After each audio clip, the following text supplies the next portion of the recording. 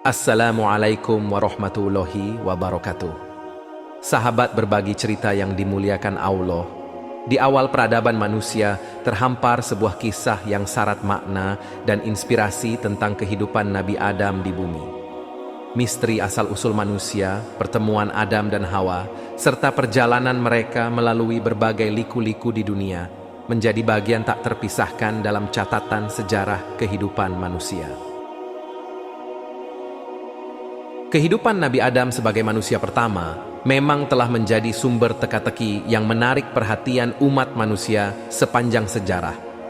Dalam Al-Quran, jawaban pasti mengenai asal-usul manusia tidak dijelaskan secara tegas, tetapi disebutkan dalam surah Ali Imran ayat 59 yang menjelaskan penciptaan Adam dari tanah dengan perintah jadilah, yang memberikan petunjuk mengenai penciptaan manusia. Kisah Adam bermula dari proses penciptaannya oleh Allah. Setelah menciptakan Adam, Allah kemudian menciptakan Hawa, wanita pertama yang menjadi teman hidup Adam. Kisah penciptaan Nabi Adam dan Hawa ini membentuk dasar bagi asal-usul manusia. Penciptaan mereka dari tanah dan pemahaman akan hubungan mereka dengan Allah mengandung makna mendalam tentang manusia sebagai makhluk ciptaan yang memiliki tujuan dan tanggung jawab di bumi. Setelah tinggal di surga sebagai tempat tinggal pertama mereka, Nabi Adam dan Hawa akhirnya dihadapkan pada ujian dan cobaan yang akan membentuk arah kehidupan mereka, meskipun sebelumnya telah menikmati kenikmatan luar biasa di surga. Ketundukan pada kehendak Allah adalah ujian yang tak dapat dihindari bagi manusia. Di surga, Adam dan Hawa melanggar perintah Allah dengan memakan buah huldi. Pelanggaran ini memiliki konsekuensi berat karena mereka diusir dari surga dan diturunkan ke bumi. Momen ini menandai awal perjalanan mereka di dunia yang berbeda, yang akan diisi dengan ujian, pencarian, dan pertumbuhan. Tidak seperti surga yang nyaman, bumi memberikan tantangan yang lebih kompleks. Ketika pertama kali menginjakkan kakinya di permukaan bumi, Adam berada di puncak Adam atau Al-Rohun, yang sekarang dikenal sebagai wilayah Sri Lanka atau India, sementara Hawa pertama kali menginjakkan kakinya di bumi Arab.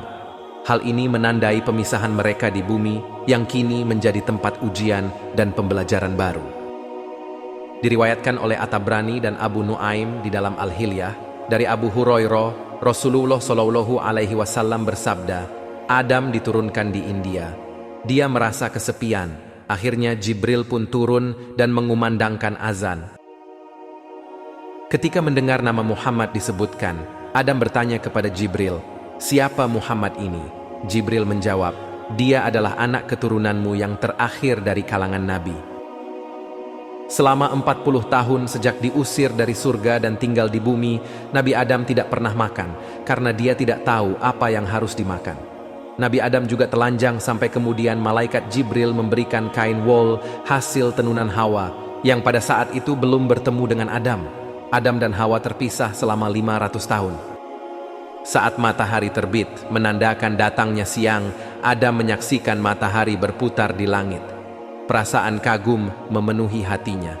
Namun, ketika matahari semakin tinggi, sinarnya yang menyilaukan membuat Adam kepanasan karena ia telanjang dan tak memiliki penutup kepala. Jibril mendekatinya, dan Adam menceritakan peristiwa tersebut padanya. Maka Jibril mengusap-usap kepala Adam dengan tangannya. Akibatnya tinggi Adam berkurang sekitar 35 siku. Qatadah mengatakan, ketika Adam merasa haus, dia minum dari air yang ada di awan. Diriwayatkan bahwa ketika rambut Adam mulai tumbuh di kepalanya dan kuku-kukunya mulai memanjang, Jibril datang kepadanya, lalu memotong rambut dan kukunya. Setelah itu, rambut dan kukunya dikubur di dalam tanah. Dari timbunan tersebut, Allah menumbuhkan kurma. Ibnu Abbas mengatakan, Adam tinggal di bumi selama 300 tahun, tanpa pernah mengangkat kepalanya ke langit, karena merasa malu kepada Allah. Dia terus menangis selama 200 tahun. Dari air matanya, tumbuh rerumputan yang menjadi minuman bagi burung-burung dan binatang-binatang liar. Kemudian Adam mengadu kepada Jibril tentang masalah telanjang dan panasnya matahari. Jibril pergi menemui Hawa dengan membawa kibas dari surga. dia memotong bulu dari kibas tersebut, kemudian menyerahkannya kepada Hawa. Dia mengajarkan kepada Hawa bagaimana cara memintal wol, dan setelah melihatnya, Hawa mampu memintalnya sendiri. Selanjutnya, Jibril mengajarkan Hawa bagaimana cara menenunnya, dan wol tersebut ditenun menjadi sebuah mantel. Mantel tersebut dibawa oleh Jibril dan dipakaikan kepada Adam untuk menutupi tubuhnya. Jibril tidak mengatakan bahwa mantel tersebut buatan Hawa. Selanjutnya, Adam mengadu karena kelaparan, karena dia telah tinggal selama 40 tahun tanpa makan dan minum. Jibril pergi dan kembali dengan membawa 2 kerbau dari surga, satu berwarna hitam dan yang lainnya berwarna merah. Jibril mengajarkan kepada Adam bagaimana cara mengolah tanah, dan setelah diajari, Adam mulai membajak tanah. Kemudian Jibril membawakan segenggam benih gandum dan mengajarkan cara menanamnya kepada Adam. Setelah mengetahui caranya, Adam mulai menanam benih gandum tersebut. Saat Adam sibuk membajak tanah, tiba-tiba salah satu dari 2 kerbau itu berhenti bergerak. Adam memukulnya dengan pecut yang ada di genggaman tangannya. Allah menjadikan kerbau itu bisa berbicara, dan kerbau itu berbicara kepada Adam. "Mengapa engkau memukulku?" Adam menjawab, "Karena engkau membangkang kepadaku." Dengan tenang, kerbau itu berkata kepada Adam, "Betapa lembutnya Allah kepadamu, karena dia tidak memukulmu ketika engkau membangkang kepadanya." Akibat perkataan kerbau ini, Adam menangis seraya berkata, "Wahai Tuhanku, semua benda mengejekku, bahkan binatang-binatang juga." Atas kejadian ini, Allah menyuruh Jibril untuk mengusap lisan binatang, agar mereka tidak bisa berbicara lagi. Dahulu, sebelum Adam diturunkan ke bumi, binatang-binatang memiliki kemampuan berbicara. Setelah Adam menanam, gandum tersebut tumbuh, bertangkai, dan pada hari itu juga berbuah. Kemudian Adam diajari bagaimana cara memanen. Setelah mengetahuinya, dia mulai memanen, menebang, dan menampi di udara. Adam berkata kepada Jibril, "Apakah aku sudah bisa makan?" Jibril menjawab, "Sabar." Kemudian Jibril mengambil 2 buah batu dari gunung, dan dia menggunakan batu-batu tersebut untuk menggiling gandum menjadi tepung. Adam kembali bertanya kepada Jibril, "Apakah aku sudah bisa makan?" Jibril menjawab lagi, "Sabar." Kemudian Jibril pergi dan membawakan sepercik api dari neraka jahanam setelah merendamnya dalam air sebanyak 7 kali. Hal ini dilakukan agar percikan api tersebut tidak membakar bumi dan makhluk yang ada di sana. Kemudian Jibril mengajarkan kepada Adam cara membuat roti, dan setelah mengetahuinya, Adam mulai membuat roti. Adam kemudian bertanya kepada Jibril, "Apakah aku sudah bisa makan?" Jibril menjawab, "Sabar hingga matahari terbenam, sempurnakanlah puasamu." Dengan demikian, Adam adalah orang pertama yang berpuasa di muka bumi ini. Setelah matahari terbenam, Adam meletakkan roti di antara 2 tangannya. Dia hendak memotong roti dengan tangannya, namun roti itu tiba-tiba terlepas dari tangannya dan jatuh dari puncak gunung ke bawah. Adam mengikuti roti itu, lalu dia mengambilnya kembali. Maka Jibril berkata kepadanya, "Seandainya engkau bersabar, tentu roti akan datang kepadamu tanpa engkau perlu menghampirinya." Setelah Adam memakan beberapa potong roti, dia menyimpan sisa roti untuk malam berikutnya.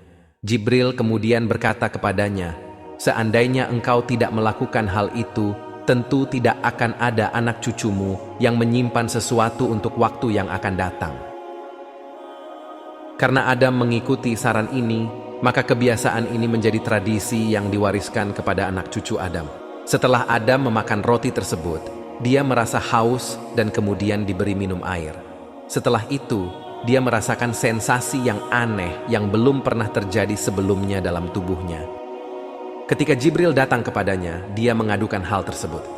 Kemudian, Jibril membuat sobekan dari dubur dan kubulnya, dan seketika itu juga Adam buang air besar dan air kecil. Ibnu Abbas mengatakan, apabila Adam lapar, dia lupa kepada Hawa, dan apabila kenyang, dia mengingatnya. Suatu hari, Adam berkata kepada Jibril, "Wahai Jibril, apakah Hawa masih hidup ataukah sudah mati?"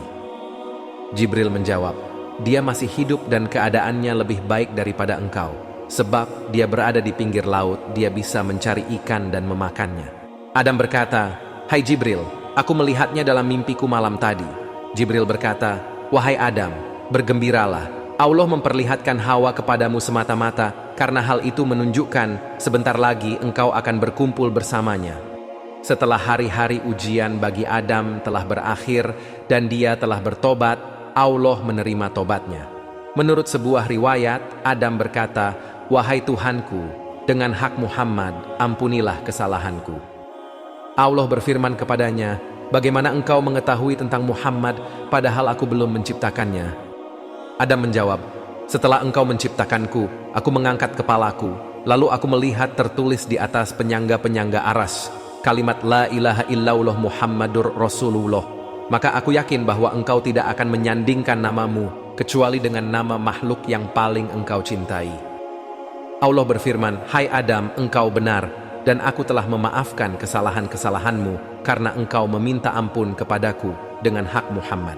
Selama 300 tahun Adam memanjatkan doa tanpa henti demi memohon ampunan. "Ya Allah, ampunilah kami demi menjunjung tinggi cahaya Muhammad yang kami tanggungkan." Permohonan ini dijawab oleh Allah. "Hai Adam, siapakah yang mengajarimu tentang nilai cahaya yang kau tanggungkan itu?"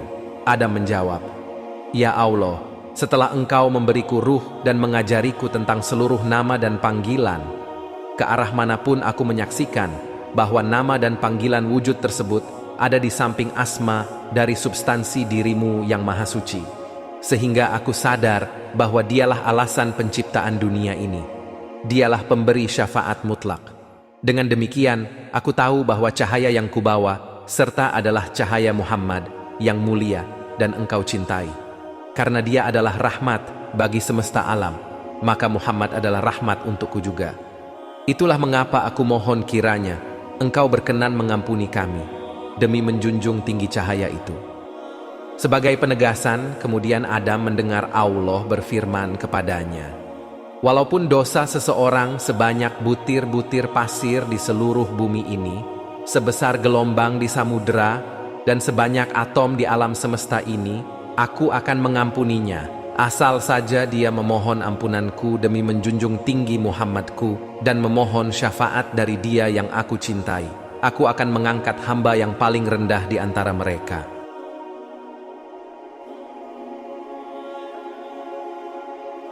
Bertemunya kembali Nabi Adam dan Hawa adalah sebuah perjalanan yang panjang dan tidak mudah, memakan waktu hingga ratusan tahun.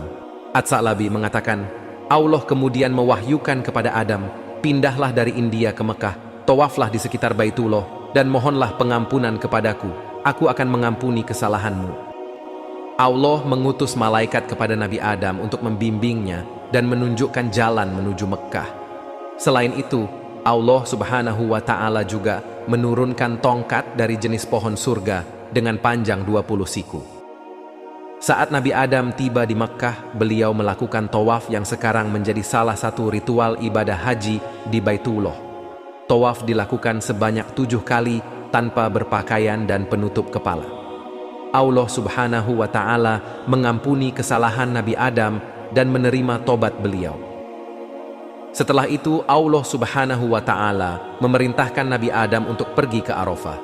Saat berada di Arafah, tiba-tiba Hawa mendekati Nabi Adam, dan keduanya dipertemukan di padang Arafah di sebuah bukit yang sekarang disebut Jabal Rohmah. Sejak saat itu, wukuf di Arafah menjadi salah satu ritual penting dalam ibadah haji. Akhirnya, mereka berhasil bertemu dan bersatu kembali untuk membangun kehidupan bersama. Nabi Adam dan Siti Hawa berjuang untuk bertahan hidup di bumi, menghadapi suka dan duka bersama, serta memanfaatkan sumber daya yang ada. Mereka bersama-sama berkebun dan bertani untuk menjaga kelangsungan hidup mereka di bumi. Hari demi hari, kisah cinta mereka semakin kuat. Akhirnya, selama masa hidup mereka, Nabi Adam dan Siti Hawa melahirkan banyak keturunan yang menjadi awal dari perkembangan manusia di bumi. Sahabat berbagi cerita yang dimuliakan Allah. Sekian yang dapat saya sampaikan. Atas kekurangan dan kesalahannya, mohon kiranya untuk dimaafkan. Sampai berjumpa di kisah-kisah menarik yang penuh makna selanjutnya. Dan saya akhiri, wassalamualaikum warahmatullahi wabarakatuh.